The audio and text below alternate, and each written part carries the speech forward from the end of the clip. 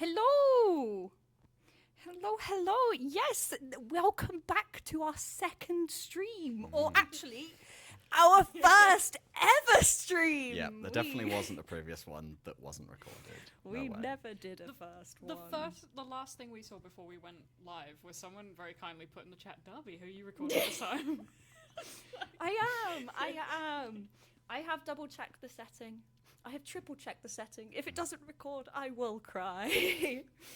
But yes, we are back for our first stream ever. Yes, and welcome. Today we're basically going to be talking about all things Blood Money. As you might have noticed, it released today. It was live today. So we're going to talk all about that. Going to go into a bit of some behind the scenes, what goes on with design and art. Ooh. But yes, if you weren't here for our actual first stream, you might not know who these lovely people are. So, would you like to introduce yourselves? Hi, I'm George. I'm a designer, and I worked with our other designer on the core gameplay, and I focused a lot on the cards as well. Hello, my name is Constance. I'm an artist working on Clans of London. I mainly do a lot of the card art, so I'll be giving a little bit of an insight into that today for you. Awesome. Right, so let's kick things off. Hold on. Let's kick things off. Hold on. Hold on. She's not clicked the slides. Oh, blood money! This is great. Yes, right. So, Blood Money. As you know, this released today. And with Blood Money comes a lot of new stuff. The themes surrounding mafia, Giovanni, money, all of that jazz. But George, could you explain what are the core themes of Blood Money and what makes this season so different from everything we've done so far? Yeah, absolutely. With this season, we really want to expand into a new archetype and give a lot of support to murder-based cards. With Blood Money, as you mentioned, you've got the kind of the themes of death and money, the mafia side of the Hecata represented by the Giovanni family. For those of you familiar with the lore, you will know in the mid-2000s, a group of disparate necromancers from all over the world got together and fused into a single clan of the Hecata. But the old ties not easily forget, and especially for the Giovanni family, their name and their bloodline still carries a lot of weight to them. So in London, there's a very specific Giovanni who has kind of led the operations in the groups and is trying to establish a foothold in the city. Interesting. Now, a lot of vampires are rich. You know, we have the Ventru clan that is known for their wealth. But, Constance, what inspired the overall look of this season, and how are these vampires rich but different? Oh my goodness. Well, for starters, Hecata are a super fun clan to work with visually. They are,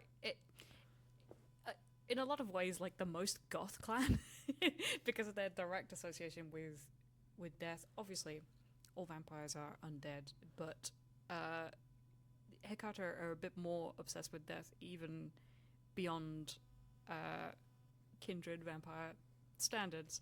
So, yeah, visually, with the Giovanni especially, they have a lot of mafia aesthetics and influence, and their source of wealth is, I would say, a lot more directly threatening, because the big appeal of Hecata is that death is not the end. They reach out into the spirit world and can manipulate corpses and wraiths to their will. They're a little bit spoopy. Very spoopy indeed. So if you are in debt to a member of the Giovanni family and you die, that's not the end for you. You can be brought back to repay your debt as many times as they need. Let me sleep, please. Yes. I'm done. Yes. You do not want to get mixed up with them, basically, because you'll be mixed up with them for eternity. Oh. There you go. Aha. Yes. So the kind of leader of London's Giovanni collective is a Mr. Caesar Cornello, who has traveled over. He's brought a lot of vampires with him to try and take some control. And this particular aspect of the Hakata and the various archetypes they represent focuses a lot around the kind of crossover between murder and violent, and how there's some synergy in the archetypes, and Caesar Cornello represents that to a T. His ability is when a card is murdered, add a mobster who is violent to your hand. And the mobsters are 3/7s, which are quite powerful tokens. And with the violent keyword as well, you can use some other cards to synergize with them, as you'll see later as well. Yes. So with Blood Money comes a whole lot of new content. This is just a little overview. So for example, we have the new avatars, we have maps, we have cards, and we have quite a few new cosmetics coming as well. But we will take a deeper dive into cards and locations a little bit later. But for now, we will take a little look at the premium pass that we have got. This premium pass focuses quite a lot on Olavi. Now, he is a very scary man, and if you do get the pass, you can get a premium style, which is very, very cool. I do like the scope on his style. It's very cool. Yes, but this is all you can get in the season pass. It's pretty cool, pretty nice. But George, would you like to tell us a little bit more about Olavi? Absolutely would. So Olavi, you can see his title there is Cornello's Hitman. So he is there to clean up any unwanted leftovers that Cornello and his gang kind of leave behind. He makes sure there are no loose ends, and everyone is silent as the grave at the end.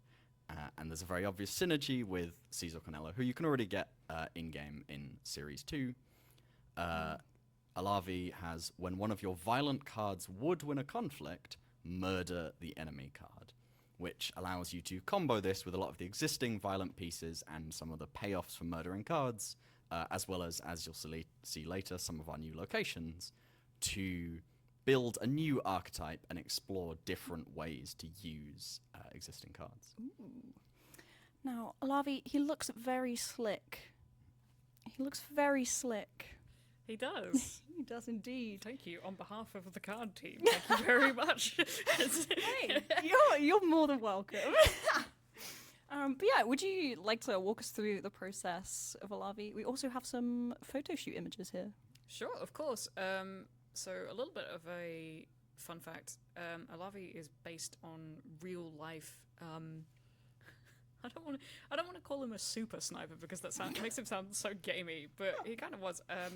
Simo Heiha, I hope I'm pronouncing that right, but basically a Finnish sniper who was probably one of the most prolific and exceptional snipers of all time.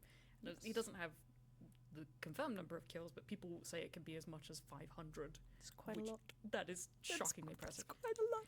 So obviously we like to blend our in-game reality with the real world, and that's the type of person that a mobster, Caesar Cornello, would definitely want turned and recruited. So it's a good enforcer. Yes, so that's who Olavi is based on. You can see we have a couple of behind-the-scenes photos. They're very dark. They are because sniper. They're also very blue. They are very blue. Yeah, it's very cold cold environment that he's supposed to be in. Oh. Excuse me. You can see the little square on the floor.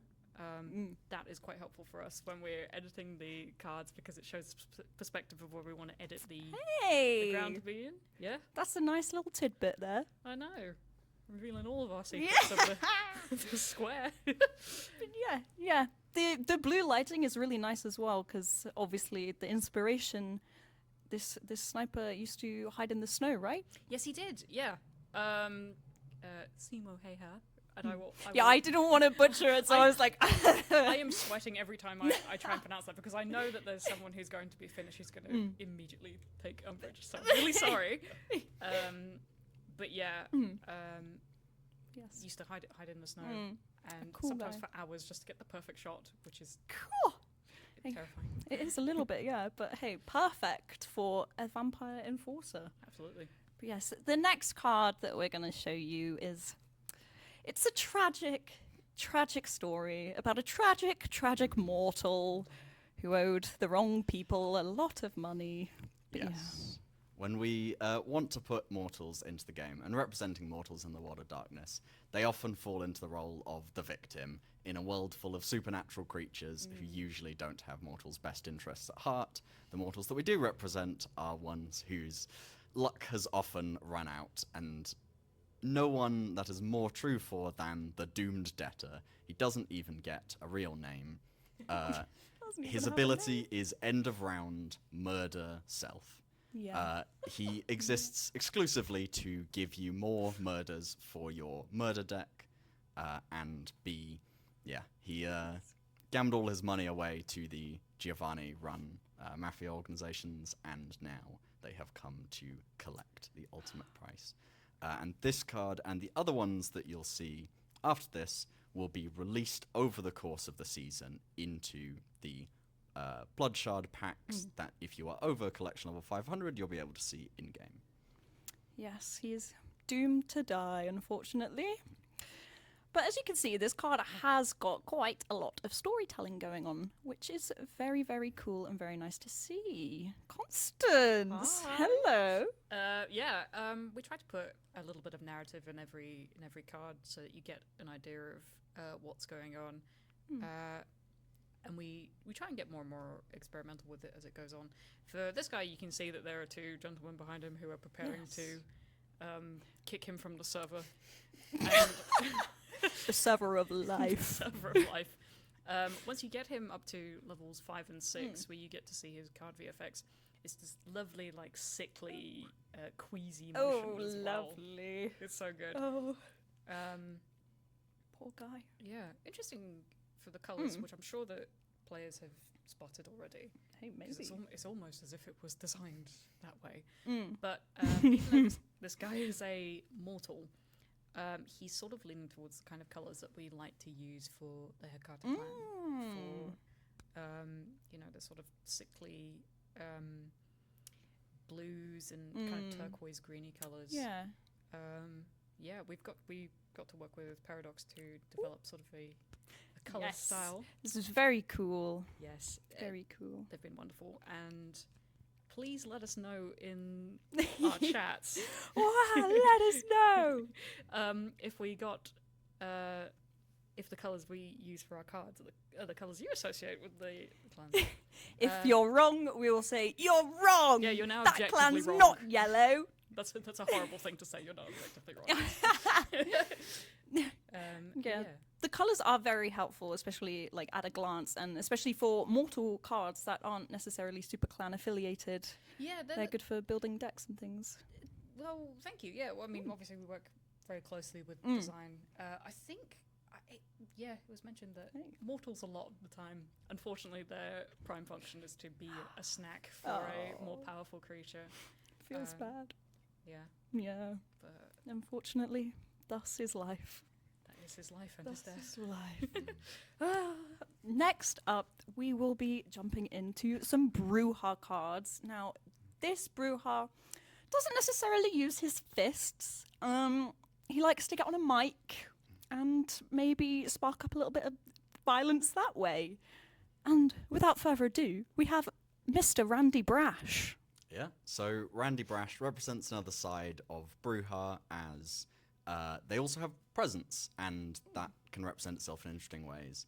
So he uses his presence to, rather than fighting himself, incite violence in others and use his words as violence.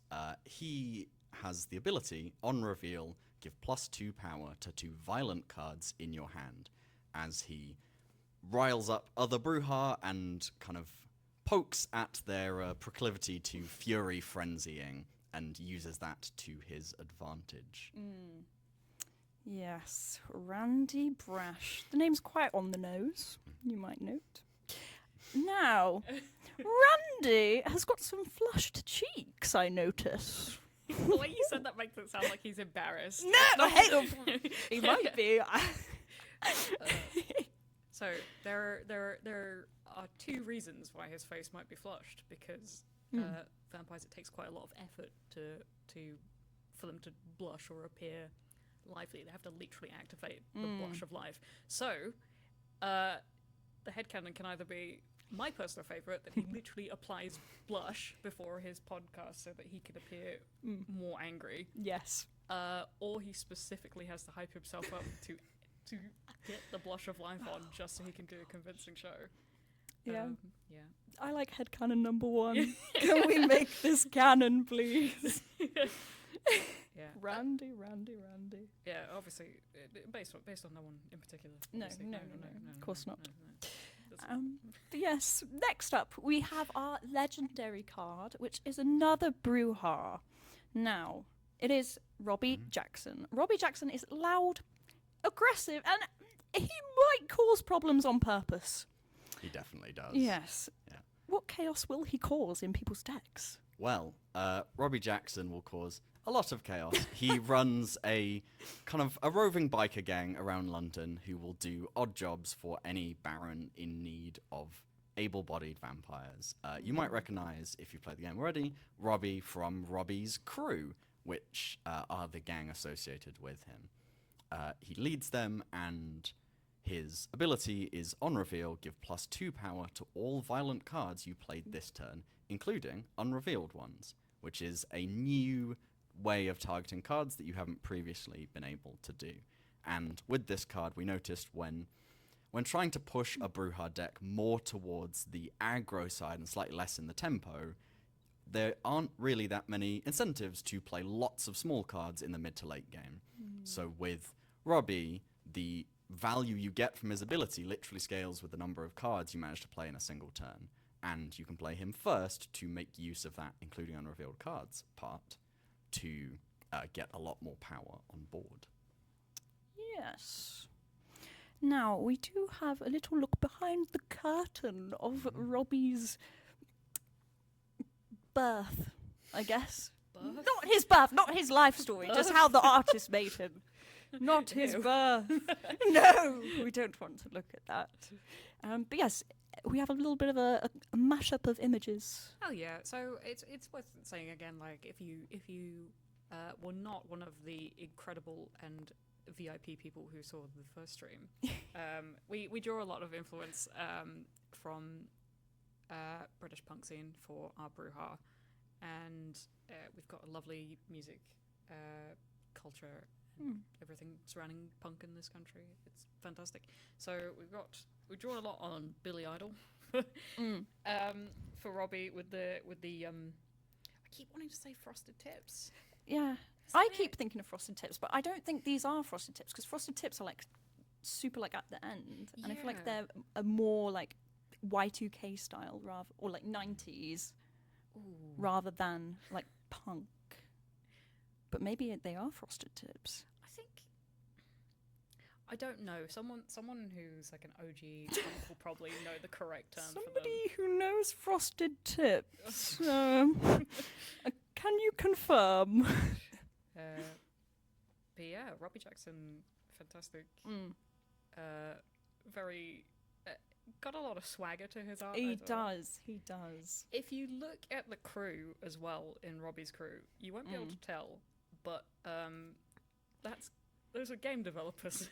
They're in your game. They're in your game. Yeah, incredible. Just being a menace. Just being a menace, part of the crew. Yeah. Yeah. We also have some unpost-process pictures of Robbie at his photo shoot. Here they are. Yeah. There's that magic square again. Magic square returns. But yeah, I guess here as well is a great example to show the lighting changes for different clans. Like this lighting is a lot more orangey red compared to the blues. Yeah, it's a good example of how we try and build the kind of things we want to show in the final card from the inception, because we work with outsourcers who are very talented and lovely, and we can be as specific or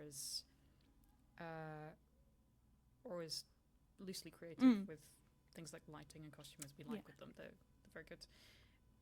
So we do try and incorporate a lot of like warm orangey glows with Brujah to really boost it up. But we've also got some more creative approaches as well, which you'll probably see in styles for various characters. But we don't want to say too much about that. But yeah, there's Can't say stuff. too much. Yeah. But yes, so that's a look at all our new cards. A little bit of the behind the scenes, a little bit about their mechanics. Upcoming in the new season, we also have some new locations. Now, we have more new locations than are shown here, but just a few to highlight are Brujah Fight Club, which actually is in this image, and it's a very cool one. We also have Buckingham Palace, Charterhouse Square, Hatton Garden, Highgate Cemetery, and Tower of London. Now, there might be a theme running through these locations. Yes, there might be some kind of connection to death and money. Yes, interesting. And where did we go? We went to Charterhouse Square. That's where we went to Charterhouse Square and took photos. And one of the photo for the background for Charterhouse Square is one of the photos that the lovely artists did actually take a picture of. And Charterhouse Square is a little bit spooky. Charterhouse Square is very spooky, in fact, because quite recently, I say recently, I guess it's not, it's over a decade, isn't God, it is! In 2013, a massive plague pit was unearthed in Charterhouse Square. So what that is a big hole where during the Black Death, something like 300 bodies were just thrown in there and just left to rot because no one wanted to deal with them. So 2013 found that. Not us personally. No. We didn't do the digging, guys. No, but it was found. So it's kind of fascinating because it makes you think about there's probably a lot more places around London just like that. And hey, that makes it perfect territory for a Hecata clan, potentially. But George, how will these new locations affect gameplay? So each of these new locations that we've added has their own modifier, and they'll be rotating throughout the season. Some will be featured, so they'll appear more prominently in the pool. But generally, we wanted to try and add new encouragement to try slightly different playstyles within a match and some of the new archetypes. So a few of these locations will give you nice payoffs for getting murders, like Highgate Cemetery, which is whenever an enemy card is murdered, your violent cards in hand get a power buff. And that lets you really kind of build a deck with that location in mind, and that can be its own kind of win con.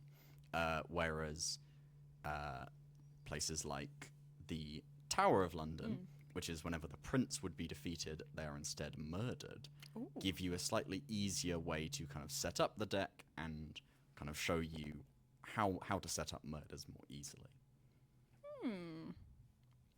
Spooky. Now, obviously, these locations, there's a lot of images to choose for locations for in-game. How do you go about choosing them? Well, it's a little difficult.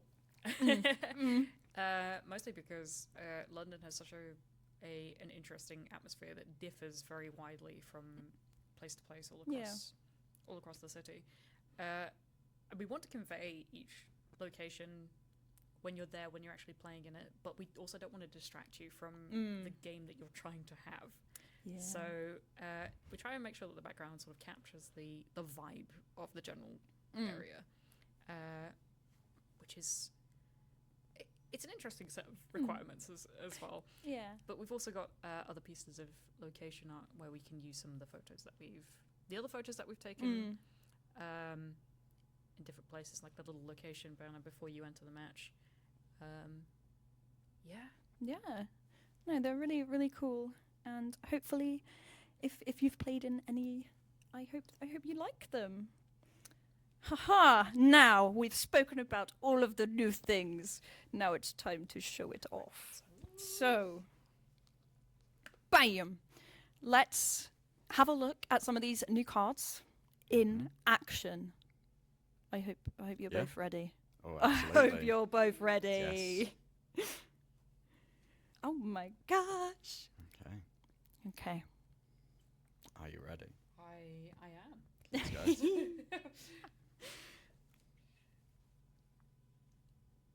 Ooh. This is Yeah. the most tense part. Well, I like your profile, your avatar. Oh, thank you. I like Ooh. yours. Thanks. So let's see. We're in Highgate Cemetery. Ooh. So whenever an enemy card is murdered, give all violent cards in your hand +1 power. Ooh, okay. This is very good for me. Okay. What sort of deck are you running?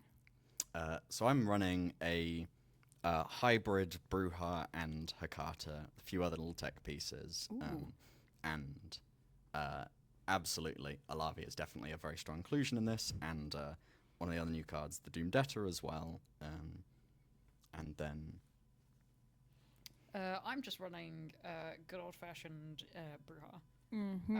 with a cheeky couple of mortals in there as well. Ooh. For snacks. For snacks, yes. You know, got to keep them energized. Although Oh. I am including Robbie Jackson in here as well, Hey! so he might make an appearance. Ho ho ho. One can only hope. Now, the Brucata mashup. Sure. Who would have thought?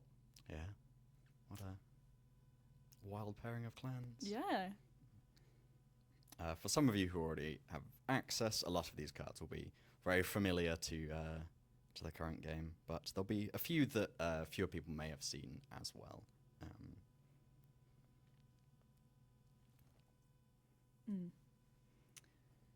Now, we have had somebody said that Robbie looks nice. A low-cost Brujah. Hmm. A cheap punk. A cheap punk. Oh my god.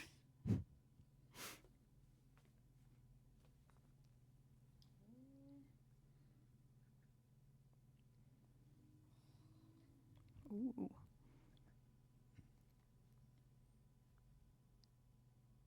No. Oh. No. Oh. So the card I just played is they're from Series 4. They're called Agent V, and they will murder the next card that each player plays. Oh, you got Robbie Jackson. Nice. Hey! Yeah, wow. That was There incredibly he useful. is! Wow. He showed up. That was- This cheap punk. Agent V is a very good inclusion in a lot of murder decks, and lets you adds a little bit of kind of control hate element to it that is kind of inherent with murder, because murdered cards are not defeated, and so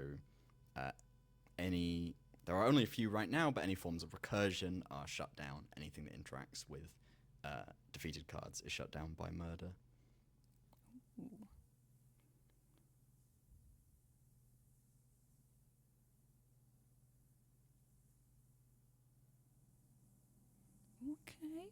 Okay. I could hold the mic if you need both hands to lose. Oh, Oh. this is fighting talk. That is fighting talk, yeah. Oh my gosh. No, it might be winning talk. Yeah, hey. Maybe. If you weren't here for the last stream, Constance did win. Constance game. did The first win. game. You'll never be able to prove it. You'll never be able to prove it. I'm going to tell people I won all of them. All of the matches.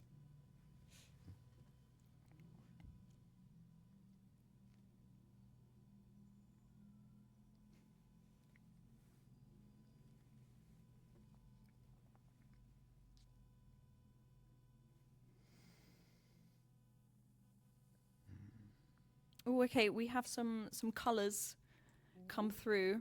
Okay. Banu Hakim Brown.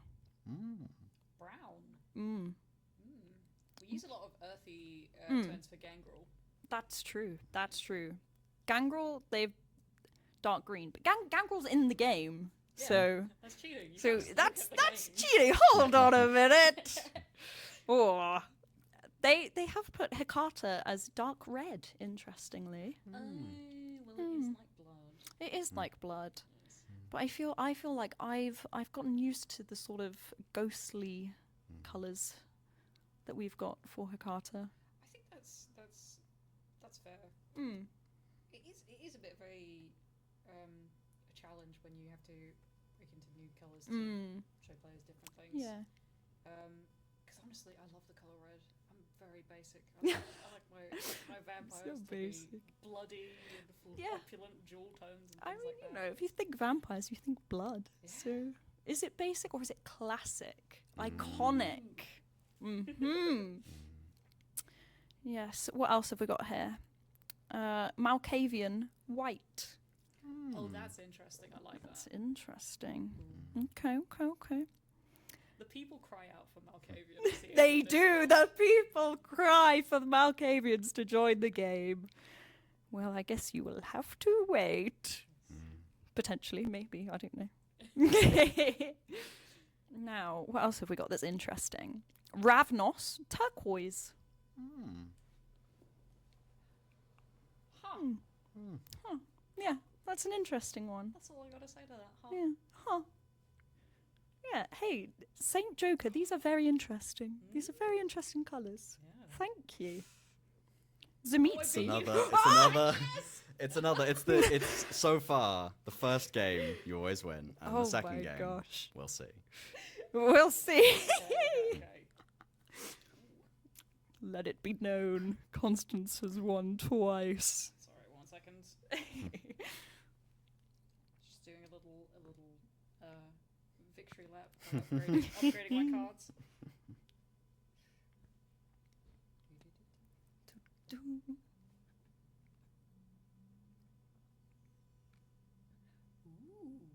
I like how the board comes in with the lights. Yeah, it's very sleek. Mm-hmm. Okay, now this time I've got a good opening hand. I'm ready. Oh no. Okay. Oh no, F's in the chat for our designer. Oh no! Will he be able to bring it back? Oh, he put down a larvae. Oh. Oh. Yep. Oh no. Sweating a little bit. It's looking ropey. Let's just make sure.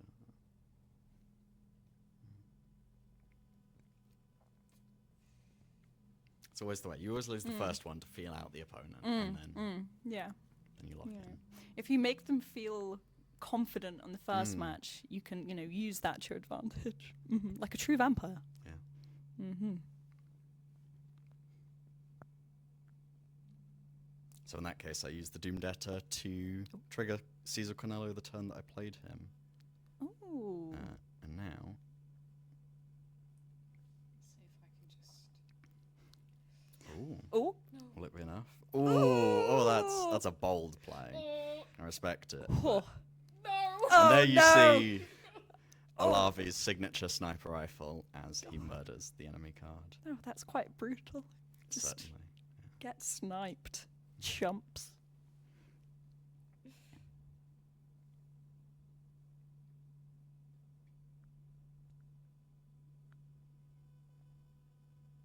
Yeah, Caesar's great with this for all the mobsters that you can just get out really cheaply. It's very good. He most certainly is. And you can... Something that we kind of try to build into a lot of the cards are the cards that have ties to each other or kind of connections, have little bits of synergy. And even within clans, there's certain kind of sub-themes to represent. Oh. Oh, okay, a tie. So we are both defeated. Oh, interesting. However, I did my maths right. Oh no! Oh no, I'm sleeping with the fishes. the dead ones. Sleeping with the fishes. Oh. Just like the doomed debtor. Truly.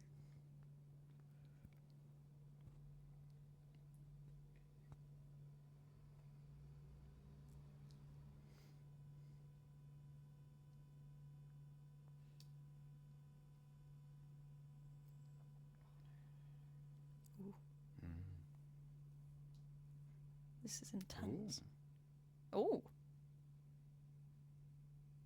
Oh, okay. Miscalculated. Oh, no. Miscalculated. I cannot do my maths, no. No! Oh, man. No! You weren't supposed to do that. Oh, no. Alavi strikes Alavi again. coming in, yeah.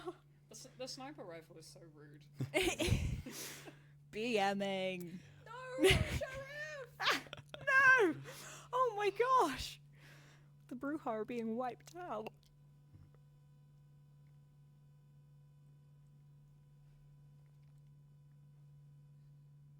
Did you just stake? No, that's Ooh. it's the final turn. Oh. The stake was automatically raised. Alright, well, I'm gonna raise it as well. All right. Oh, okay. No. Okay.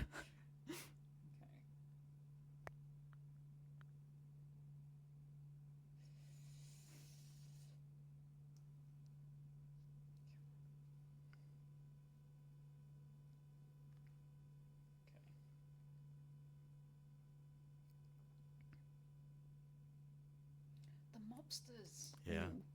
The tide of mobsters cannot be stopped. Oh no.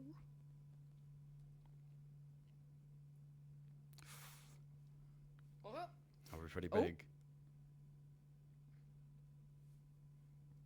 no.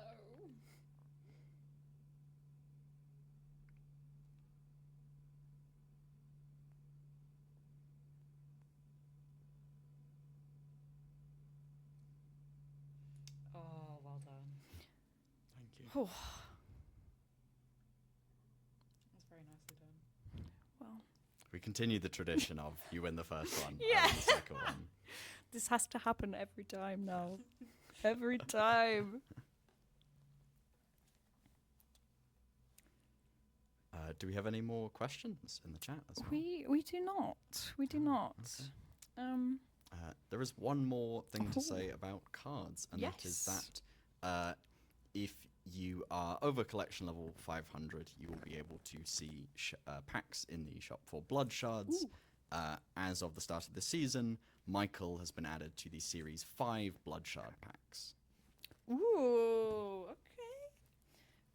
Grab Michael whilst you can. Well, could you remind us of Michael's abilities? Yes, Michael is a Nosferatu. He's a 5/8. He's violent, and he says in conflict with this card, no one gets support. So he fights one-on-one Ah, directly. okay. Hey, I want to look at what colour Saint Joker said for Nosferatu. Grey, which Yeah, yeah, that makes tracks. sense. Yeah. Absolutely makes sense. Yeah. Yeah. But yeah, that's all we have. Malkavian when? Okay, if you're right. We cannot tell We you. can't say. Sorry. You'll play your Hiccup cards and you'll like it. You will like it. You will like it. Oh, actually, okay, now we've got a couple Okay. questions. No. Okay. Do you guys have a favourite character in the game so far? Yes, but Oh! I don't know if they're in the game yet or not. You go first. I think mine is actually Lady Gloria. She's in Series 5, so a lot of you may not have seen her, but I just think she's really cool. Her ability to me is one of the most exciting. I like cards that unlock new avenues of play or make you reevaluate certain abilities or certain kind of other interactions. And I think Lady Gloria does that massively.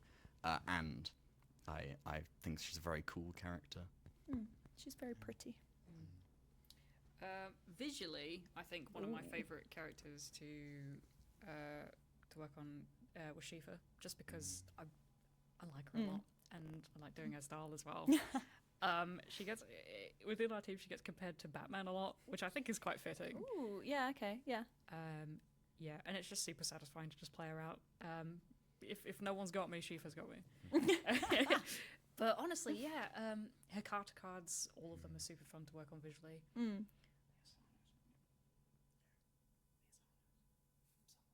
Okay, there's some that I really can't comment on because they're not in yet. But when we do future streams, I'll be super excited to talk about them. And yeah, honestly, they're all just really great. goodness me, for ability though. Ooh.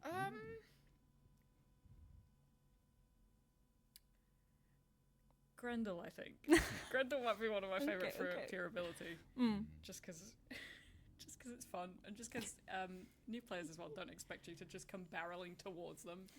This is true. This is true. Yeah. Yeah. What about you, David? Okay. For ability, he's I do like the rat collector because I like the rats. Okay, the rats stay winning. But aesthetically, hey, maybe not. Maybe like he's got a shabby chic look going on, which hey, the rats are cute. But in terms of aesthetics, I think I do like Lavanya. I think her card is very, very aesthetically pleasing, very nice. But yes, we also now, for people that can't access the game yet, we should have a place where they can see the cards in the game. Interesting. It's definitely something that we would like to explore in the future, making it easier for people to see that kind of information right now as we are progressing steadily towards global launch and trying our best to get everything in order as quickly as we can. Yes. We can't promise anything yet, but it's something that we would like to look at in the future. But we do have a lot of lovely community members, such as Meriden, who has just put up a screenshot with all the cards listed with their stats and abilities on the Discord. So if you would like to look at that, join the Discord. Absolutely, shout out to everybody who's been in the Discord. We know a few of you by your names. And there's plenty of times where we just look and be like, oh, yep, Sappho's got it. And then like, Yes. oh yeah, I see you. It's yeah. So, yes, thank you for putting that spreadsheet together. That is actually very, very helpful. But yes, now we have had a question. Interesting. I don't know if we'll be able to answer it. Are all of the different Hakata in game?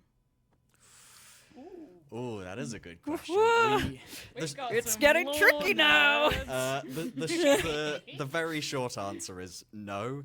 There are quite a lot of bloodlines, and we've tried to focus on basically representing like a good chunk of a bloodline rather than trying to spread too thin with the different bloodlines. But it is definitely something that we've considered. We're kind of trying to focus it a bit. I'm sure over time we will add members of the different bloodlines. Mostly in our London, there are the Caesar Cornello and his Giovanni, who you can see in game.